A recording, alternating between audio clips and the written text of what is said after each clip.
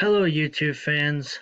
Like I said in the last video, I'm going to react to the whole draft class of the Green Bay Packers and just giving you my thoughts on what the draft class, how I feel about it, the depth chart looking like, and all the transactions that we've done through this off season so far, and seeing what they can potentially accomplish when it comes to the preseason, off season, when life gets back after this quarantine situation with this coronavirus. My first reaction, obviously, when I did the first round reaction with picking up Jordan Love, obviously people were either heated about it because we got Aaron Rodgers, he's got a few more years on his deal, and he's, you know, not ready to like be gone yet, and that he has still more of his legacy to be heard and creating more competition within the league still. While I feel like personally that he has been slipping down a little bit, has been overthrowing passes, not really connecting with the wide receivers, and just not been there lately with the games that I've seen. But with adding this decent quarterback that we have picked up, even though it was not really a good decision to move up 4 spots just to get him in the draft, um, which I believe is just me. I just think that's stupid, but I am not the management. I am not the coaching staff. I haven't looked at his gameplay throughout college season, and I haven't looked at his like highlights or whatever throughout his senior season or throughout like whatever season they could see that he's produced good amount of numbers. So I've obviously the Packers have a plan for this. Obviously they were talking about how ironically this is what they did with drafting Aaron Rodgers when Brett Favre was still a QB, and Brett Favre still had a amount of force to go with him as well, and creating more um, competition. And so that's with the first pick. The second pick, I believe we don't really need, to be honest, because we don't need another running back. We got Aaron Jones, we got Jamal Williams, and also we got Tyler Irvin for when it comes to punting and kick returning, and then he could possibly be like a third or fourth string.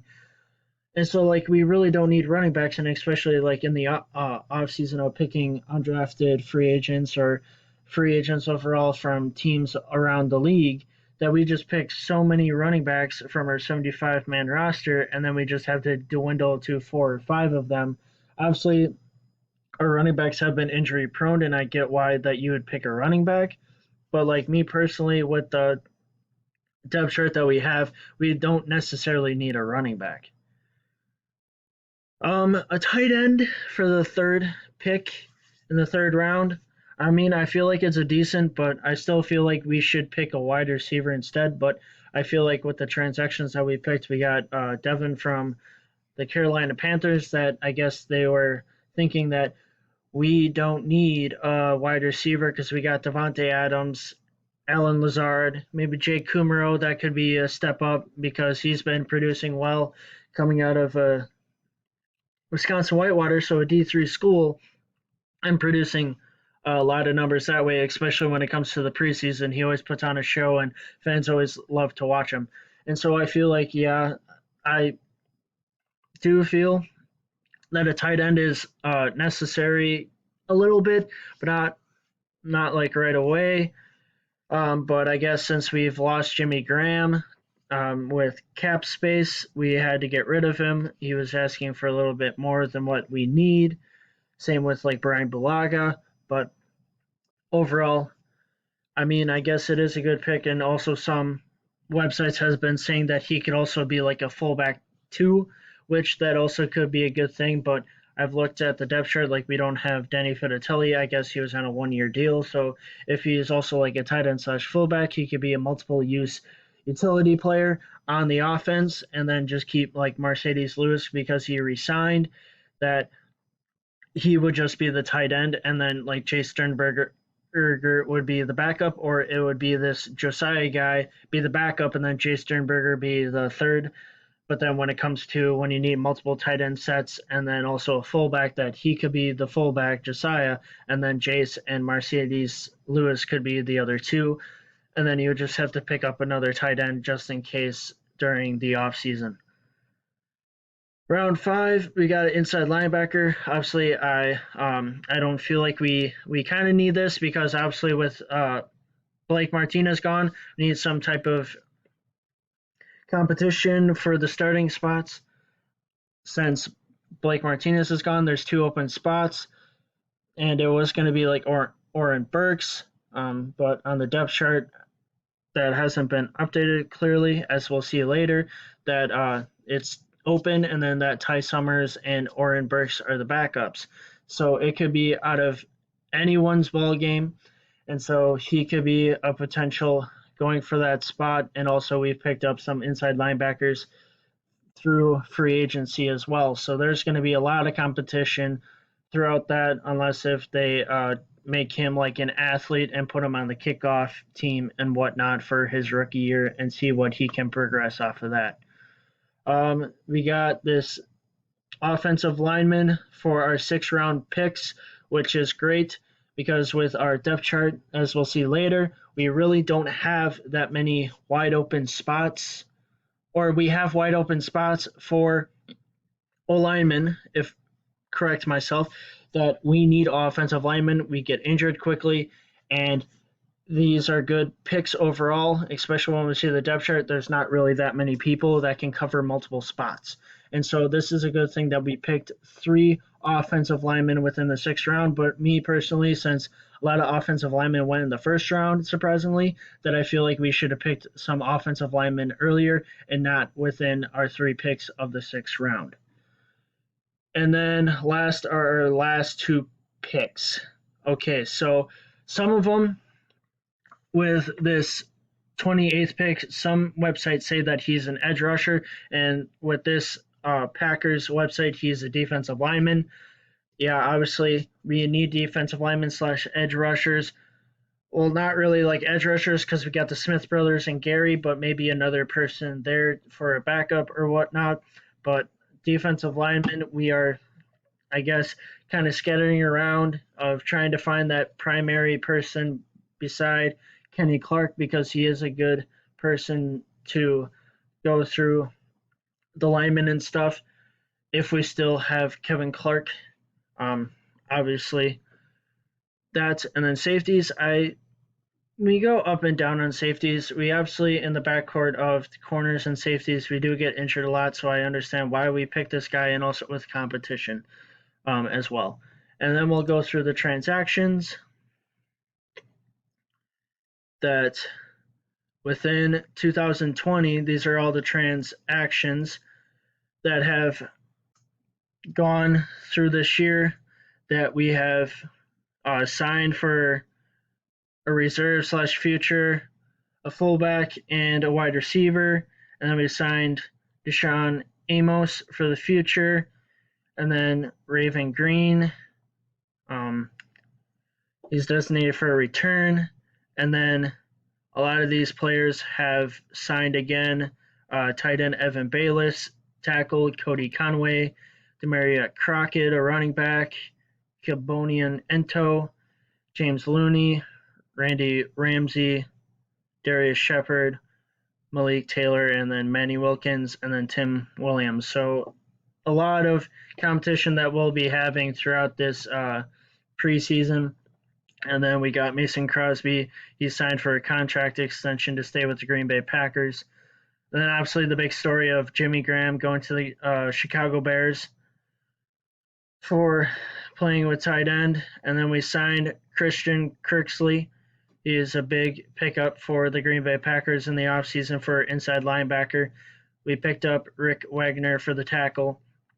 Will Redmond agreed to a term deal with the Green Bay Packers. Mercedes Lewis resigned, and then our punt and kick returner Tyler Irvin, that he's basically used for, resigned for a 1-year deal, I believe. And then we also picked up this past like beginning of this month that we picked up Devin Funches, a wide receiver from the Carolina Panthers, and that will be a big contributor to our team as well.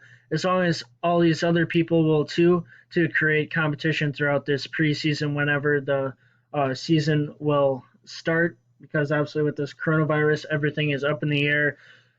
We still have time yet, but yet obviously with all this off season of training camps and everything, it's not going to happen this year. It will just obviously play it by ear with all this stuff because with the MLB having to postpone their season until further notice, the NBA had to postpone the rest of their season and the playoffs. They haven't even had a word on if they're going to cancel it or unless if they're going to have like a short uh, season at the end and find a champion that way without any fans. And then obviously we still have until September, August, but still anything's up in the air, and especially with how this coronavirus has taken for a very long time, that we'll see what happens. And then for the depth chart, wide receiver, as of right now, for the first spot is Devontae Adams, of course, our star running back or a star wide receiver. My correction. And then Allen, and then Jay Kumaro. And then the second spot is wide open, but obviously this past preseason, Valdez Scantling was one of the big contributors, and also Jay Kumaro. So who knows who will fill that spot? And then Ryan Grant. And then for the offensive lineman, good thing for the sixth round, we picked three of them because Lucas Patrick is basically the backup for either left guard, center, or right guard. And so that we got a guard, we got a center, and then we got another tackle. Obviously, a tackle we don't kind of need, but David Bakhtiari, with the age that he is, he gets a little injury prone here and there. And then also could also train them for other positions as well. Because and then this spot is going to be up for grabs for anybody who can manage to be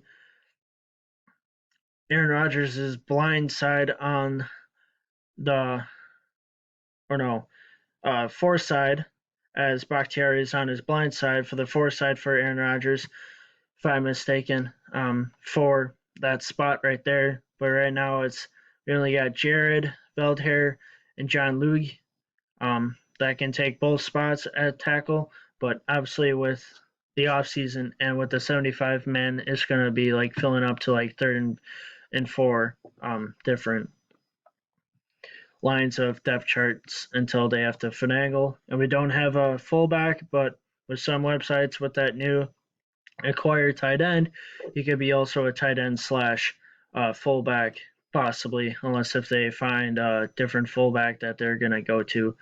And then obviously with the defense, this inside linebacker is the key thing of what they're trying to fill in the spots with Blake Martinez gone, and it was going to be Oren Burks, but he's been here and there with his shoulder injury, and there wasn't really sure of second position.